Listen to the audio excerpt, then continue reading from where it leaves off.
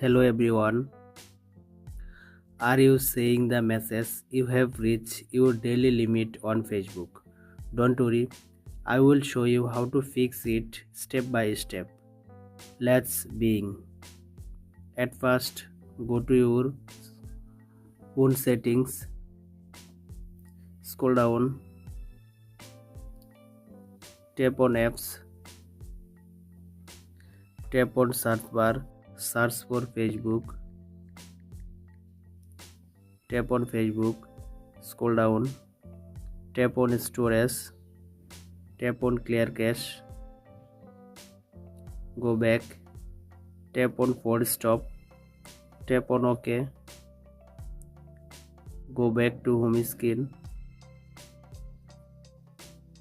and open your Facebook app again. Tap on manage, tap on manage settings, see daily limit option here, tap on turn off option, tap on save, go back and now restart your phone. That's it. Problem solved. Thanks for watching.